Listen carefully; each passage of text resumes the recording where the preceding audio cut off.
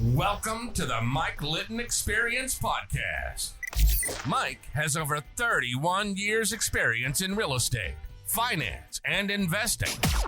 He's passionate about being a father, a teacher, a realtor, an investor, and a leader. Everyone has a story, and our passion is to help them tell it. And now, introducing the host of the Mike Litton Experience, Mike Litton. So what can you expect from the Mike Litton Experience? You can expect stories that will inspire, motivate, advice that will sharpen your focus, and expert information on real estate, finance, and market conditions. Heidi Moore, thank you so much for being our guest on the Mike Litton Experience. I'm super excited about our time together. And like we talked about before we hit record, everybody has a story, and our passion is to help them tell it. So with your permission, we're going to have you start with where you were born, go all the way up to today, and then we can talk about this amazing business that you're in. Okay? Yeah, you got it. So where were you born? I was born in the land of cheese, trees, and ocean breeze, otherwise known as Tillamook, Oregon, where the cows are plentiful and the people are less. I've been there. Yes. That is one of the prettiest places on the planet. Smells terrible on certain days, but it is a gorgeous location because of all the rain that we get and where we're at in proximity to the Pacific Ocean. Yeah, it's like heaven on earth. It's just incredible. We went halibut fishing right by Tillamook. Oh yeah, probably out of Garibaldi or Garibaldi. That was exactly it. Yeah. Yeah, it's my dad was a commercial fisherman there out of Garibaldi for years. Early in his life before he decided he was going to be a farmer. They do a lot out there. So were you raised in Tillamook? I was raised in Tillamook. I'm fourth generation dairy farmer. So my great grandparents actually migrated from Switzerland to Tillamook, where they started a dairy farm. My grandparents started a dairy farm, basically kind of the lineage down whatever. And so my sister and I were raised on the farm, feeding calves, mucking stalls from, as early as I remember. Yeah. So that's definitely a different upbringing than a lot of people because hard work was basically bred into me from the beginning, and I just never knew any different. Yeah, that's amazing. That's so cool. What a great way to grow up. I grew up on a farm in Oklahoma. So my grandfather actually was a dairy farmer before I came along. He got out of the business right after I was born. So I never got a chance to experience that part of it. But it's a really hard way of life. Huh? It's a really hard way of life. It's a 24/7 job. Yeah. My parents really never took vacations. If we did, it seemed like something always died. Yeah. When they would, bring in a substitute milker or something. And so they just never left. And the day my dad paid the farm off, he put it up for sale. Is that right? Yeah. Yeah. Oh, cool. Yeah. So growing up, who was the most influential person to you? Oh, this is going to make my mom mad because my mom is really amazing too. But my dad has been my hero from day one. He was a logger actually when I was first born. And so he did commercial fishing and then he was a logger and he had busted both of his arms or one of his arms, I'm so sorry, in a logging accident. And so we lived right on the Wilson River. And so under one arm went me and under the other arm went a tackle box and a fishing pole. And so we spent a lot of time together from, day one. And I was always his little shadow and carrying on. And my dad has a lot to say and looks at reality and life in a very direct manner. Mm-hmm. And so there's a lot of the ways that I behave and I do business that have come from him, whether, good, bad, or indifferent, of things that he's kind of instilled in me. Hard work being one of them, and really kind of the take no BS, kind of thing, and also the know a little bit about a lot of things. Yeah. So I can talk to pretty much anybody. And so I would say he's probably my most influential. My mom, definitely for other reasons, but my dad has kind of been that hero figure in my life. Yeah. Can I ask you a question? Yeah.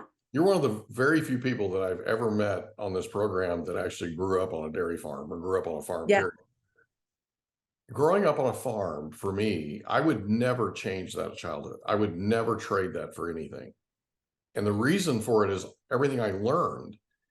The thing about it for me is perspective, in that what we did on the farm growing up is so much harder than anything else I've ever done in my life, that everything since then has felt like I was playing hooky. Yeah. You know what I mean? Like I was on vacation or something. It's growing up, I did not enjoy the farm. My Yeah. sister loved the farm. She was going to marry a farmer and stay there forever. I could not wait to get the hell out of Dodge and go find the city somewhere. I didn't want any cows. I didn't want any acreage. I didn't want any of that stuff. Yeah. My friends had a much better time and had a much easier life Yeah. in town. Right.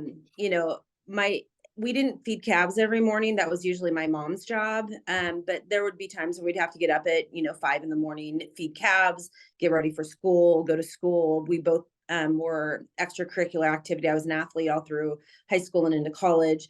And then we all had full-time jobs afterwards. And then oftentimes we had to come back and help, with chores in the evening. And so my life was just a constant creation of work on some level, whether it was schooling, it was sports, and, or if it was working, whether on the farm or, I worked, every farmer's daughters, most, except for my sister, she's an exception, worked at the Tillamook cheese factory scooping ice cream.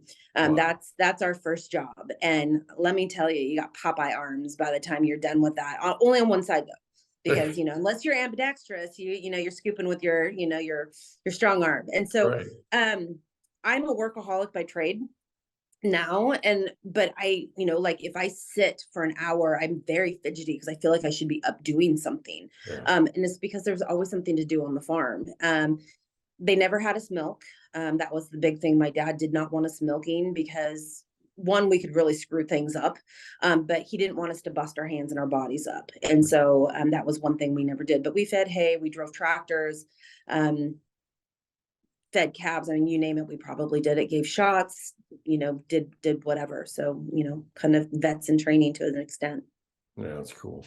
So Yeah. Thank you for that. I appreciate it. Yeah. So Yeah. in high school, what was your favorite subject? Science. Really? I loved science, biology specifically. Chemistry I was terrible at, and so it was not my thing. But I loved biology. I was going to be a marine zoologist. That's what I wanted to be. From the time I was little, like fascinated with killer whales in particular. Anything in the ocean. I just love the ocean and the water, and I've always been kind of a water dog in that respect. And so biology class, we were college level biology our senior year and spent a lot of time out at the beach identifying birds, and that was probably one of my favorite things to do. Cool. Had to change my line of schooling because I get horribly seasick, like uncontrollably seasick. And so my life as a marine zoologist was cut very short, going out of Garibaldi and barfing over the side of the boat all day. That's what I did when we went halibut fishing. I spent the whole time down in either on the rail chumming, right? Or in the bottom of I was sick the entire time. My dad had to catch my halibut for me. I was a very good trooper. I would barf and then I would go fish, and it happened for about 8 hours, and then I was spent. I caught my limit and I slept all the rest of the day and could not get enough to eat when I got back to dock after I got my sea legs kind of restabilized. I couldn't get the nausea to go away. It was just debilitating. It was awful. It's awful. Yeah. Well, that particular, I mean, the seas up there, that, right? Just going out, there had been some fishermen that had died in a boat that had capsized trying to get out of Garibaldi just a few months before we were there. Yeah. And all the people on board the ship we were on, they all knew them, that everybody knows each other up there. So, it was crazy. So in high school, you mentioned that you played sports. Did you have a favorite sport? You know what? I really focused on tennis, because I knew this is very, narcissistic maybe to a point, but I knew I could be a 4-year letterman in tennis. And so I had always played softball, loved softball, but in high school, the softball team kind of sucked at the time. And I wanted to be a varsity letterman and I wanted to play something in college. And so that was a big deal to me. So I played volleyball throughout high school. And then I also played basketball and really should have stuck with basketball, and was kind of a brat my sophomore year. And I'm just like, I don't want to do that anymore. But it was something that I really enjoyed and had a passion for. But tennis is kind of where I kind of stuck my hat. I was good at it. And I don't know why I was good at it, because we were not raised playing tennis. I mean, Tillamook, Oregon is not known for having tennis courts, and our tennis court, which was horrible for our opponents, which were all private schools in Portland, had to play in the cow barn at the fairgrounds. And so it stunk like cows, and they hated it. But it was our secret weapon. It was your home field advantage. It was. We had cow manure on our side. Yeah. I love it. Yeah. Cows are my best friend, right? They're great, and they're tasty. So my competitive advantage. Okay. So you graduate high school. Then where do you go? So I wanted to play tennis. And so there was I always wanted to go to Oregon State. That was where I was going to go. They have a great science program. They do not have a tennis team. It's only club. And so I ended up going to Linfield College, now university, here in McMinnville, where I still live. It's a small liberal arts college, great athletic background, great educational, prowess. So I played tennis there my freshman year until I blew out my knee. And then my tennis career was over until I got my knee fixed. And then after that, I'm just like, I don't really care. So I picked up lacrosse my junior year and did that for a while, which I'd never done before. And then I had gone abroad to Europe, into England, and wanted to do something very English while I was there for the 6 months, and decided to play rugby. Really? And so I tried that, and it's amazing how quick you realize you are when you have somebody big chasing you at full speed that wants to rub you into the mud. Right.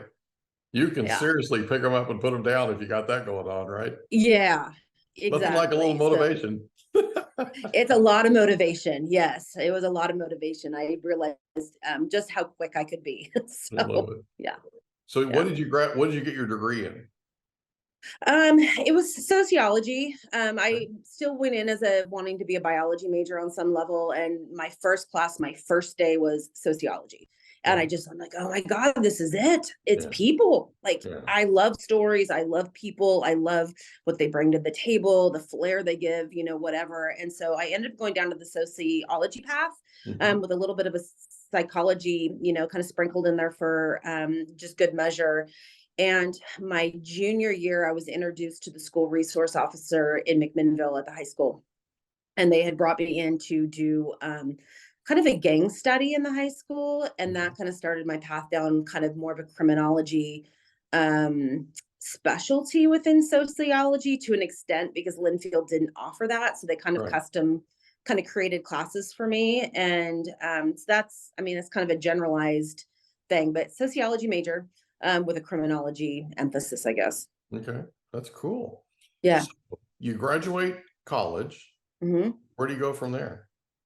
I went to work for McMinnville Police Department as a full-time reserve. And so I was, the cute one on the bicycle carrying a gun that, would kind of patrol the parks and do whatever with the intent on being a full-time officer at some point in time. And I realized when I was on the bike, I got to talk to everybody, happy people, pissed off people, angry people, whatever. But it was a really great mix and kind of kept my kettle full, so to speak, and my heart full. And as soon as they put me in a car full time, it was miserable. Like, all you dealt with was angry humans, whether they're the criminal or the victim or something, and it just really was not my thing. I didn't like it. And so I botched my hiring interview, which really ticked the chief off at the time. And he's like, what's your problem? And I'm like, I worked till 3 a.m. because I was working at a bar to make ends meet. And I'm like, I just don't think this is for me anymore. And so I hung up my handcuffs, so to speak. And my dad was happy at that point, because he was not pleased what I was wanting to do with my life. Yeah. I told my parents that I was going to go into law enforcement, and they flipped out. Absolutely. Never seen them like that. Never seen. Yeah, my sister was going into firefighting, and so he was getting double whammied with both of them, and I was super unpleased with our choices. He had raised us better to be, whatever, which it's a great career, but he didn't want it for his daughters. Yeah, I understand. Yeah. That's a dad thing. It's a dad thing. Yeah. Spend our whole lives protecting them. Oh, totally. Yes. To this day. Right. Yeah. So you hang up the handcuffs, and what do you do next? So I actually ended up working as a cocktail waitress for a while, just trying to figure out who I was. Mhm. I didn't know what I wanted to do. The biology thing had, passed me, the cop thing passed me. And I met one of my regulars. I worked at the casino here locally, the bar. And so I cocktailed and bartended and waited tables for probably about a year. And Mhm. I had a regular that came in all the time. He was a successful business guy, owned a big farm and seed operation here, kind of in the area. And he kind of talked to me over and over about real estate. Mhm. And I was young, I was probably 22 at the time, and getting married to what's now my ex-husband. And just needed to kind of figure out myself. And I'm like, I like houses, I like decorating things. So, gosh, this sounds like a great idea, but it was a horrible time to get into the market. Yeah. I, but it kind of set me on a trajectory that is where I'm at now. So I'm super grateful for it. But I lasted in the real estate business about a year. Mhm. The market was awful. I did not have a broker that really cared about my success on any level. And so I ended up fading into taking a job in lending. But where I was in the real estate office, the mobile notary whole thing started coming to fruition. And Mhm. I just happened to pick up the phone when somebody was calling and asked for a mobile notary. And I'm like, well, I don't know what that is, but if it pays me, I'm pretty sure I'm open Right. to figuring it out. And Right. so she told me what I needed to do. So I went home and filled out the application to be a notary and ordered my stamp and my book, and did it kind of as a side hustle. And it was great. I mean, I got to drive around the state. I got to meet all these sometimes really weird people. Yeah. Most of them great, but I should have written a book while I was doing all my mobile notary stuff. Right. Um, but then, kind of quit the real estate, got hired doing ag lending as a secretary, which is what my high school counselor had told me was the only thing I was suitable for, was to be a secretary. Really? What, yeah, pissed my Oh, mom off so badly. I was an honors wonderful. student, Wonderful and counselor, right? yeah. And Come on. so I was a secretary for a little less than a year because I got pregnant, and I was a cranky pregnant lady. And I was also commuting an hour each way to the office, and horrible secretary.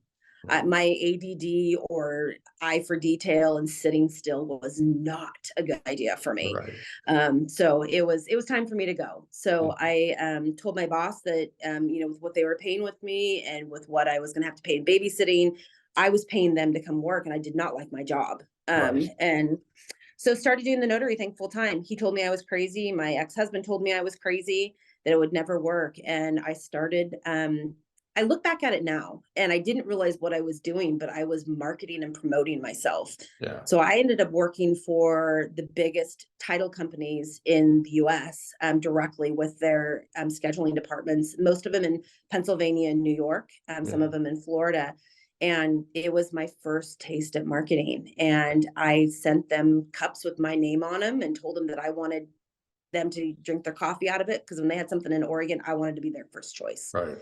And it was a great career. I was able to take care of my daughter. I was able to really dictate my schedule, didn't have to put her in daycare hardly at all. Sometimes I drug her along with me. She was the best little 2-year-old loan closer that you've ever seen, and cute as a button. Could close loans better than most title officers at that point. And honestly has set her into a trajectory to be a really accomplished businesswoman already. So it's pretty cool. That's awesome. That's really Yeah. cool. Yeah. So you're a mobile notary for how long? About 8 years. Okay. Yeah. Hmm. So what made you transition to what made you leave mobile notary? I was getting divorced. I knew the divorce was imminent, and I needed, like, quote unquote real job, Yeah. something with benefits, something that I could depend on, because it was very market dependent. So when the real estate market and the mortgage market was hot, so was my job. I mean, I was making a lot of money, Yeah. but then there would be years where, the interest rates would take a hike and my busyness took a dive. Yeah. And Feast so and with famine. being a single mom, I needed a job, and I Yeah. didn't know what I wanted to do. And I never had gotten my nails done a day in my life. I wasn't interested in doing it, but for Mhm. whatever reason decided that I was going to go get my nails done. Yeah. And who did I choose? Mr. Eddie, of all people. I mean, most men don't do nails, and especially in a small town. And Mhm. Eddie was just a super cool guy and very artsy fartsy. And he listened to my problems and how miserable I thought my life was at the time, and which was, my marriage was really abusive and I just needed to get out. And that's a whole nother story that we can talk about and touch on or not. But he's like, well, you need to meet my wife. And I'm like, I thought you were gay, honestly. I was really surprised you had a wife. And I'm like, I don't know. What does your wife do? And now I'm Wait, you're straight? really hesitant on what your wife does. And he's Right. like, well, she's a district manager at Wells Fargo. And I'm like, oh, absolutely not. Only biddies work at the bank. I don't want to work with biddies. No, no. It was no several times. That's a hard no. Yeah. It was a hard no. And I think we did this for a couple months. And then he's like, listen, I'm tired of listening to you. I know your life is kind of in the crapper right now. He's like, I have set up a dinner appointment with the branch manager and my wife tonight at 6:00, and you're either going to be there or I'm not doing your nails anymore. And I'm like, well, shit, he's getting serious. And so laying down the gauntlet, baby. Eddie laid down the gauntlet, and I'm like, I love both it. of them were named Cindy. And so I had dinner with the Cindys. And walked in with probably not a good attitude. I really did not want to work at the bank. When you get forced into it, right? Yeah, totally. You're not exactly the happiest person in the world to be there. Listen, I like my nails, right? And I like the guy that does my nails, right? Yeah, and now let's get this over with. Manhandled me into an interview for the bank that I don't want to be into. Right. I was so incredibly surprised by the vibrancy of these two women that I was completely encaptured by them. And they hired me on the spot, and I started the next week. And it was an amazing opportunity. I worked for Cindy D. In fact, I just saw her last week. She works in lending now, so we still work kind of hand in hand with what we do kind of for our now jobs.